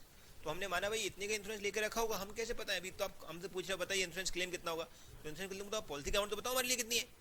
आपने बता दो मतलब आपकी पॉलिसी बहुत सारी होगी, इसलिए आपने बताना हमको जरूरत नहीं समझा, बराबर कि नहीं। तो आपने नहीं बताई तो हमने अज्यूम कर लिया कि भाई पॉलिसी अमाउंट बहुत बड़ी होगी तुम्हारी, और इतना लॉस तो आप आराम से बियर कर सकते हैं। समझ आया, वेरी गुड। तो फ्रेंड्स ये 26,125 का नेट लॉस ही हम लोगों को उस सामने वाली इंश्योरेंस कंपनी से मिल जाएगा as a insurance claim. Yes friends, now next question, question number 7। क्योंकि इंश्योरेंस क्लेम का फ्रेंड्स थोड़ा वेटेज न्यूज़ लेवल्स में ज़्यादा है, तो थोड़ा सा ज़्यादा सम दिए हुए हैं, आप भी कर लो सारे सम, क्या दिक्कत है। उन्होंने पीएम भी उठा के दे दिया, आपका पुराना पीएम जो हुआ करता था ना, प्रैक्टिस मैनुअल, पीएम मतलब प्रैक्टिस मैनुअल, प्राइम मिनिस्टर मत समझ लेना, हाँ, प्रैक्टिस मैनुअल, ठीक है। On 38 March 2012, fire accrued in the premises of messrs Suraj brothers. The concern had taken on insurance policy of 60,000 which was subject to the average clause. Okay, इस बार उसने starting में बता दिया इतने का इंश्योरेंस है हमारा। From the books of accounts, the following particulars are available related to the period of 1st January to 38 March. ठीक है। Stock as per balance sheet as on 31 December 11, ये 95,600 का हमारा स्टॉक दिया हुआ है, ठीक है। फिर purchase including purchase of machinery costing 30,000, तो हटा देंगे, और क्या है। Wages including wages 3,000 for installation of machinery 50,000, वो भी हटा देंगे। Sale include goods sold on approval basis amounting to 49,500। Okay, no approval has been received in respect of 2/3 of goods sold on above. इसका क्या करेंगे, सेल अप्रूवल बेसिस पर है, yes, तो हम क्या मानेंगे, गोडाउन में गुड्स बराबर। तो हम क्या सोचेंगे कि अप्रूवल पे बेचा है, मतलब अभी गुड्स अप्रूव हुआ है कि नहीं हुआ है, that is not a matter. Goods चला गया है, दैट इज अ मैटर। अच्छा, तो सेल कितना हो गई, सेल इंक्लूड पूरा है कि खाली उतना जो 2/3 अप्रूवल हो गया वही सेल है, हाँ, हम पूरा सेल मानेंगे। पूरा सेल जो है वो इंक्लूडिंग 49,500 है, समझ आया। Okay, the average rate of gross profit is 20%, the value of salvage goods 12,300। You are required to compute the amount of the claim to the launch to the insurance company. Yes.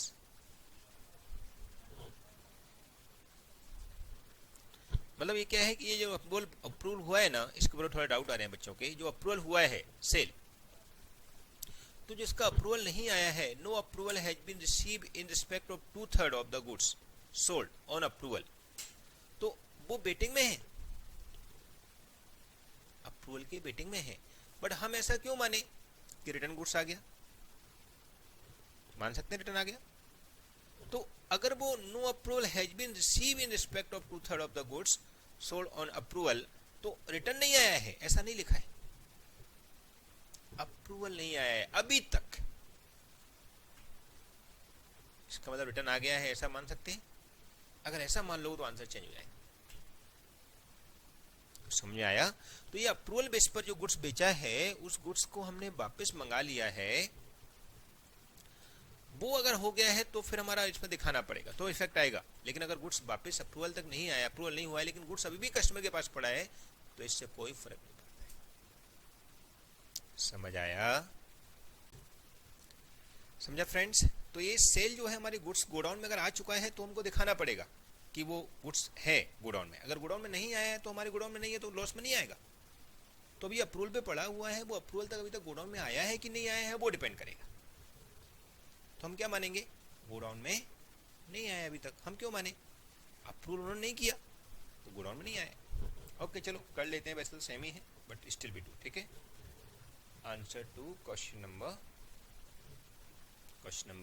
7, right, मतलब page number 10.14। Yes, क्या लिखेंगे,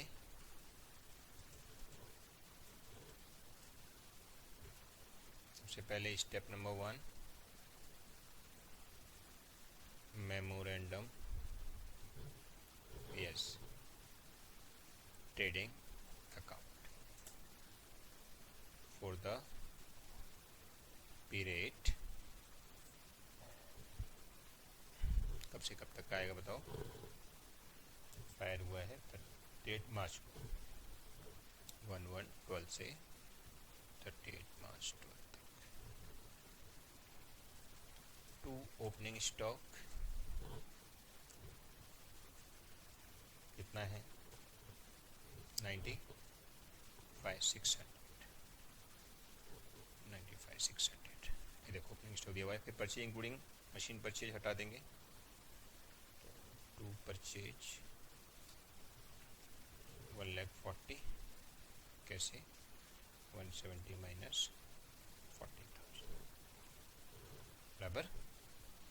फिर badges 50,000 3,000 minus कर देंगे तो to badges 47,000 50,000 minus 3,000 right. फिर cell, अब cell कितना लिखेंगे बताइए जरा मेरे को। कितना सेल लिखेंगे पूरा सेल इंक्लूडिंग कौन सा सेल, यस रिटर्न, क्योंकि अभी गुड्स हमारे हाथ में आया नहीं है तो हम क्यों उसको अलग से दिखाएं। 275 ठीक। फिर बाय क्लोजिंग स्टॉक 2 जीपी। अब जीपी आप पूरे पे दिखा दो तो भी दिक्कत नहीं है, वो अपना रिकॉर्डिंग सिस्टम आता है, रेवेन्यू रिकॉग्नाइज कैसे करना है, AS9 है ना, उसके हिसाब से दिमाग लाएं। लेकिन हाल फिलहाल हमको क्लोजिंग स्टॉक निकालने का है तो हम जीपी क्या करेंगे, कितना परसेंट दिया, जीपी का परसेंट दिया है कुछ, यस 20%। तो हम 20% ऑन 275 लगा के एक साइड में रख देंगे, क्योंकि हमारा तो जीपी हम एस्टिमेटेड निकाल रहे हैं ना, और वो यूनिफॉर्म है, कोई ऐसा तो है नहीं कि कुछ सस्ते भाव से बेचा है अपन अप्रूवल बेसिस वालों को, सब सेमी भाव रखा है। ओके तो क्लोजिंग स्टॉक कितना हो जाएगा, यस टोटल लगा दीजिए 47,000 1,40,000 फिर 95,600 337,600 लेस 275 62,600 आया। Very good. Now step number 2 that is net loss. तो क्लोजिंग अमाउंट कितनी आई तुम्हारी स्टॉक का 62,600 लेस क्लेम अमाउंट कितना हो गया बताइए। क्लेम अमाउंट हो गया, सॉरी सैलरी अमाउंट हो गया 12,300, सैलरीज 12,300 ये माइनस कर 50,300 is the net loss, right? Therefore step number 3 claim amount कितना हो जाएगा 50,300 इंटू इंश्योरेंस का अमाउंट कितने का था फ्रेंड्स 60,000 का, यस 60,000 अपॉन टोटल क्लेम कितने का है 62,600 बता दीजिए कितना आ जाएगा 62,600 48,211 इज द इंश्योरेंस क्लेम जो हम बोलेंगे भैया इतना दे दे हमारे लिए, और बाकी का दूसरा कैलकुलेशन कर लिया, हमको तकलीफ नहीं है, लेकिन इतना तो मिलना ही चाहिए। Okay very good.